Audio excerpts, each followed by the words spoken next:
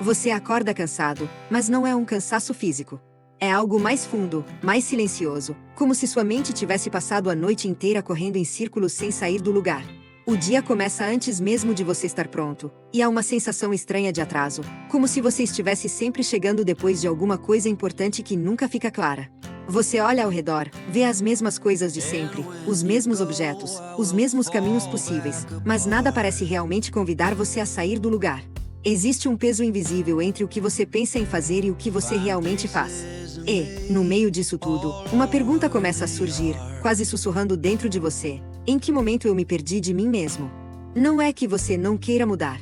Pelo contrário, existe uma parte sua que quer muito sair desse estado, que imagina uma versão mais organizada, mais presente, mais viva. Mas entre querer e agir existe um espaço difícil de atravessar. Você tenta começar, planeja, promete a si mesmo que vai ser diferente desta vez. E por alguns instantes, talvez até por algumas horas, parece possível. Só que, de algum jeito, você volta ao mesmo ponto. A mesma distração, o mesmo desânimo, a mesma sensação de não conseguir sustentar o esforço. E então vem a culpa, aquela voz que não grita, mas também não se cala, dizendo que você poderia estar fazendo mais, sendo mais, aproveitando melhor. O problema é que ninguém te ensinou a lidar com esse tipo de luta. Falaram sobre disciplina, falaram sobre foco, falaram sobre esforço, mas quase ninguém falou sobre o que acontece quando você tenta e falha repetidamente. Quase ninguém explicou como é viver com a sensação de estar sempre aquém do que poderia ser.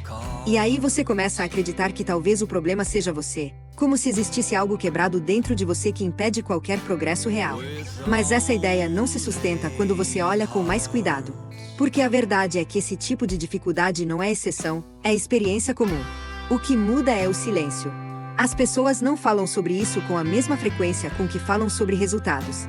Você vê conquistas, vê rotinas bem organizadas, vê versões editadas da vida dos outros, mas não vê as pausas, as dúvidas, os dias em que nada acontece. E, sem perceber, você começa a se comparar com um recorte que não representa o todo. Sua mente começa a construir padrões a partir disso. Ela aprende a associar esforço com frustração, tentativa com possibilidade de falha. E então, para se proteger, ela desacelera você antes mesmo de começar. Não é preguiça no sentido simples da palavra. É um mecanismo mais complexo, uma mistura de medo, expectativa e memória emocional. Você não está apenas evitando o trabalho, está evitando a sensação que acredita que virá junto com ele. Quando você olha para trás, consegue identificar pequenos momentos que foram moldando esse estado.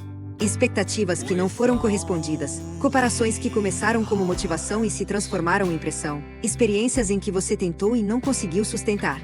Nada disso, isoladamente, parece suficiente para explicar o que você sente hoje. Mas juntos, esses elementos criaram uma base, um terreno onde suas decisões atuais estão sendo tomadas. E então, em algum ponto, algo muda. Não de forma dramática, não como uma revelação repentina que resolve tudo, mas como uma pequena fissura nesse padrão. Você começa a perceber que talvez não seja sobre força de vontade constante, mas sobre entender o que está acontecendo dentro de você. Você começa a observar seus próprios pensamentos com um pouco mais de distância. Em vez de simplesmente reagir a eles, você começa a questionar. Esse momento de consciência não resolve o problema, mas muda a forma como você se relaciona com ele. Você percebe que não precisa esperar estar completamente motivado para agir. E também entende que agir não significa fazer tudo de uma vez. Começa pequeno. Pequeno o suficiente para não acionar aquela resistência automática. Algo simples, quase insignificante, mas feito com intenção. No começo, parece pouco. E talvez seja mesmo.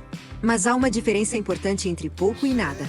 E essa diferença começa a se acumular. Você tenta, falha em alguns dias, consegue em outros. Não existe consistência perfeita, e isso ainda incomoda. Mas, aos poucos, você começa a perceber que a falha não apaga completamente o progresso anterior. Ela apenas faz parte do caminho. Ainda assim, existem momentos em que tudo parece voltar ao início. Dias em que você perde o ritmo, em que a antiga sensação retorna com força. E nesses momentos, a tendência é acreditar que todo o esforço foi em vão, que nada mudou de verdade. Mas, se você observar com cuidado, vai notar que algo é diferente. Você não está mais completamente perdido dentro desse estado. Existe uma parte sua que reconhece o que está acontecendo. Essa parte é pequena, mas é significativa.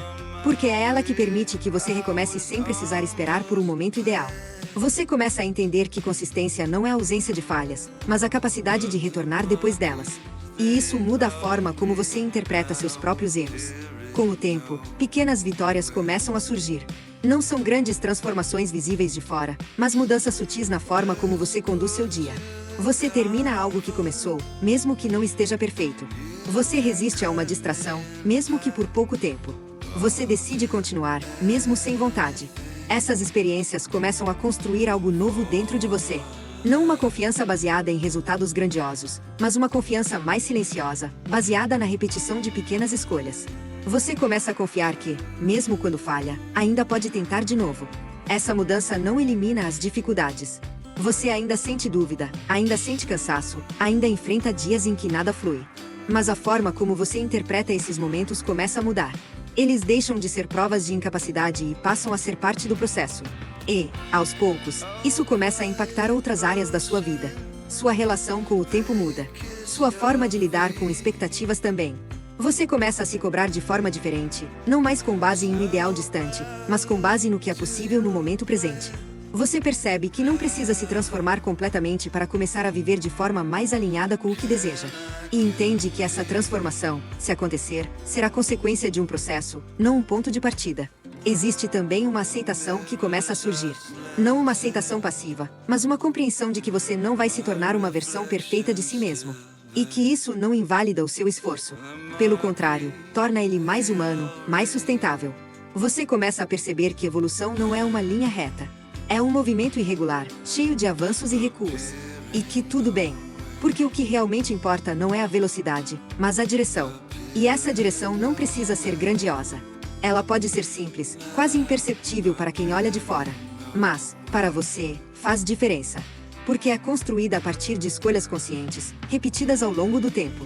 No fim, o que muda não é apenas o que você faz, mas a forma como você se enxerga dentro desse processo.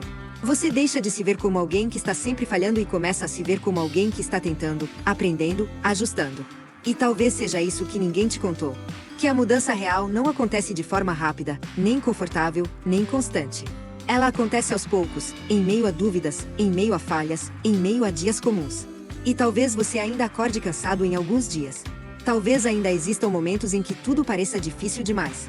Mas agora existe algo diferente. Existe uma consciência maior do que está acontecendo. Existe uma disposição, ainda que pequena, de continuar. E, no meio desse processo imperfeito, você começa a se aproximar de algo que não é uma versão idealizada de quem você deveria ser, mas uma versão mais honesta de quem você realmente é. E talvez essa seja a única direção que realmente importa.